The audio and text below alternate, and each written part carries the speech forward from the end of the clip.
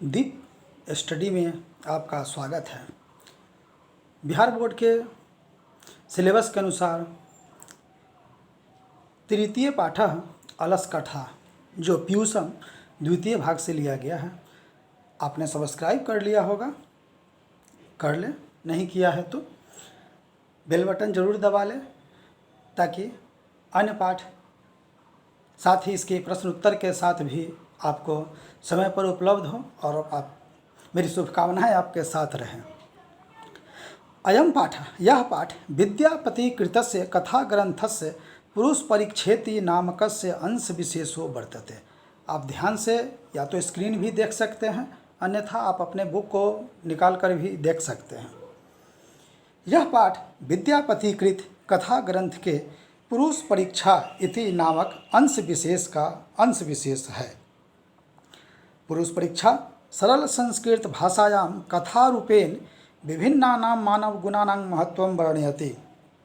पुरुष परीक्षा सरल संस्कृत भाषा में कथा रूप से विभिन्न मानवों के गुणों के महत्व का वर्णन करता है। दोषानां च निराकरणाय शिक्षां ददाति, और दोषों को दूर करने के लिए शिक्षा देता है। विद्यापति लोकप्रिय मैथिली कवि आसीत्। विद्यापति लोकप्रिय मैथिली कवि थे और बहुनाम संस्कृत ग्रंथानां निर्माता भी विद्यापति आसीत्, और बहुत सारे संस्कृत ग्रंथों के निर्माता भी विद्यापति थे। तस्य विशिष्टता संस्कृत विषय अपि प्रभुता अस्ति। उनकी विशेषता संस्कृत विषय में भी बहुत अधिक है। प्रस्तुत पाठ है अलसस्य नामकस्य दोषस्य निरूपणे संव्यंग्यात्मिका कथा प्रस्तुता विद्यते। प्रस्तुत पाठ में आलस्य नामक दोष को दूर करने में व्यंग्यात्मक रूप में कथा को प्रस्तुत किया गया है। नीतिकार आलस्यम रिपु रूपम मन्यते। नीतिकार आलस्य को रिपु, शत्रु के रूप में मानते हैं। यह कहानी का परिचय है। इस कहानी के परिचय से भी कई प्रश्न पूछे जाते हैं। विद्यापति क्या थे? तो मैथिली कवि थे। किस भाषा के कवि थे? तो संस्कृत भाषा के कवि थे। यह पाठ अलस कथा कहाँ से ली गई है? तो पुरुष परीक्षा नामक अंश विशेष का यह भाग है। प्रस्तुत कहानी में किस दोष की चर्चा है? तो आलस्य नामक दोष की चर्चा है। शत्रु कौन है? तो आलस्य हमारा शत्रु है। इस प्रकार के विभिन्न प्रश्न पूछे जाते हैं। आप ध्यान से सुनेंगे तो आपको ये सारे समस्या का समाधान स्वतः मिल जाएगा। आसीत् मिथिलायां वीरेश्वरो नाम मंत्री। मिथिला में वीरेश्वर नाम के मंत्री थे। किस नाम के? तो वीरेश्वर नाम के मंत्री थे। वह स्वभाव से दानशील कारुणिकश्च सर्वेभ्यः दुर्गतेभ्यः अनाथेभ्यश्च प्रत्यहम इच्छा भोजनम दापयति। वह स्वभाव से दानशील, करुणा से भरे हुए, सभी गरीबों और निर्गतों के लिए, अनाथों के लिए प्रतिदिन भोजन को इच्छा के अनुसार दिया करते थे। तन्मध्ये अलसेभ्यः अन्न वस्त्रे अपि दापयति। उनके बीच में जो आलसी लोग होते थे, उन आलसियों को भी वे अन्न और वस्त्र दिया करते थे, क्योंकि निर्गतीनां च सर्वेषां अलसः प्रथमो मतः किंचित न क्षमते कर्तुं जाठरेण अपि बहनिना। जो निर्गत होते हैं, अकर्मण्य लोग होते हैं, उन सभी में भी आलसियों में उनका प्रथम स्थान होता है। आलसियों में भी जो अकर्मण्य हैं उनका प्रथम स्थान है, क्योंकि जठरेन अपि बहनिना, पेट के, जठर मतलब पेट, पेट के आग के वशीभूत होकर भी किंचित न, वह कुछ भी करने में सक्षम नहीं होते हैं। ततः अलस पुरुषाणां तत्र इष्टलाभं श्रुत्वा बहवः तुंद परिमृजाः तत्र बर्तुली बभूव।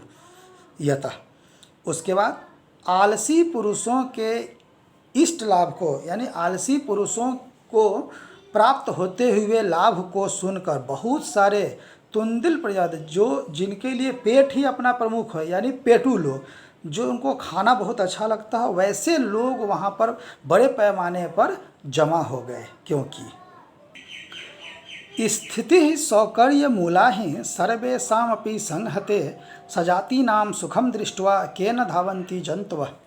स्थिति को अपने फेवर में, अपने समर्थन में होता हुआ देखकर हर कोई उसके लाभ को प्राप्त करना चाहता है। जब परिस्थितियां अपने अनुकूल हो तो हर कोई उस अनुकूल परिस्थिति का लाभ उठाना चाहता है।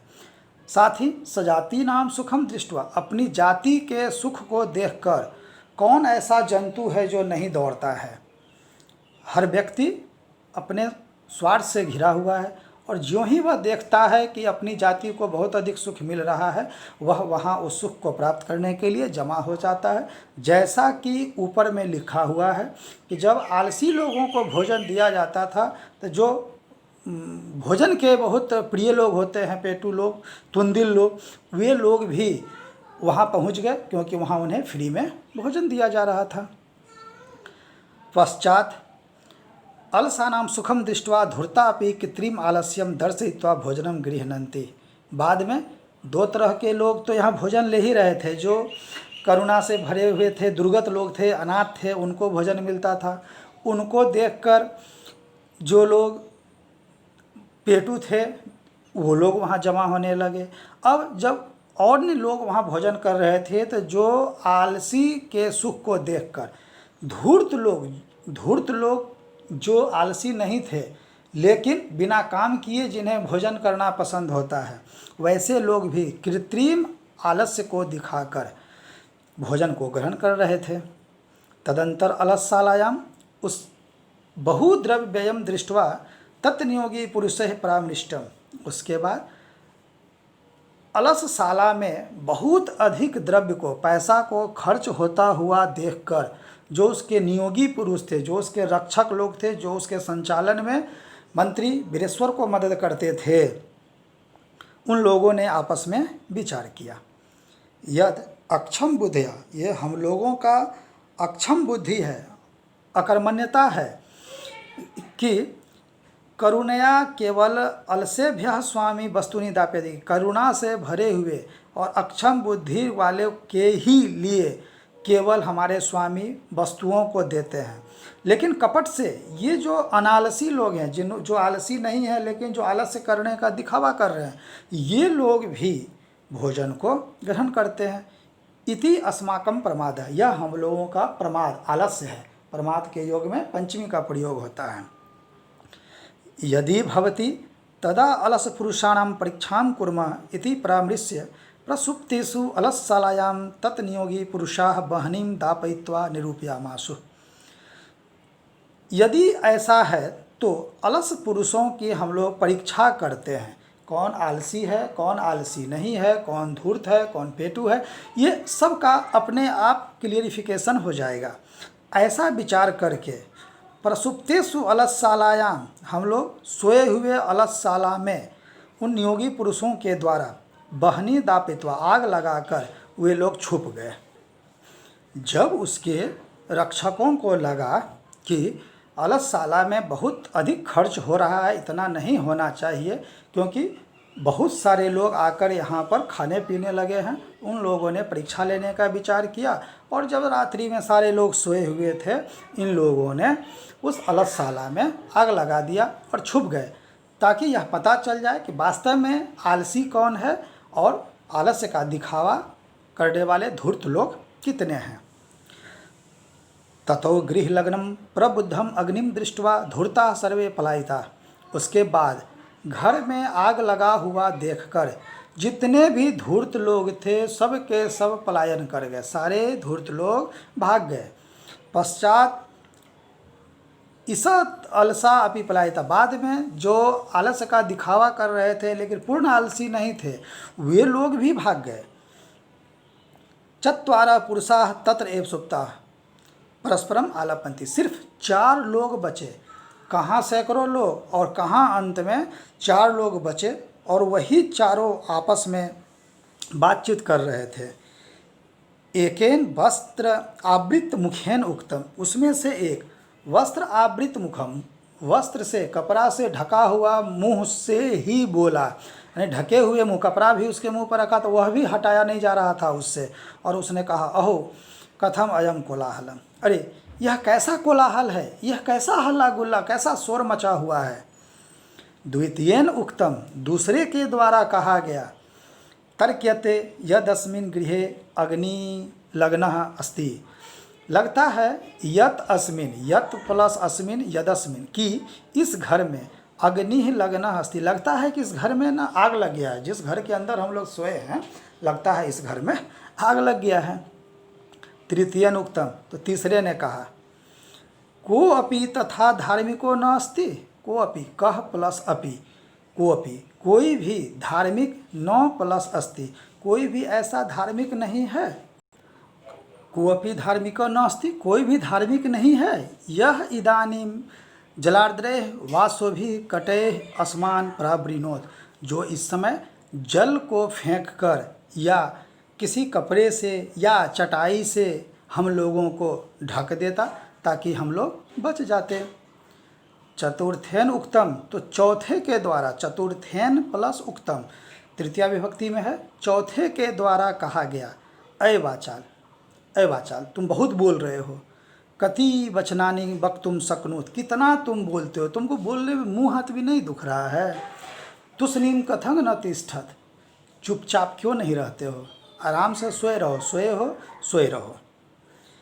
ततः चतुर्णामपि तेषामेव परस्परम आलापम श्रुत्वा बहनिं च प्रबुद्धम येषाम् उपरि पतिष्यन्तं दृष्ट्वा नियोगी पुरुषैः बद्धभयेन चत्वारो अपि अलसा केशे स्वाकृष्य गृहीत्वा गृहात् बहिः कृताः।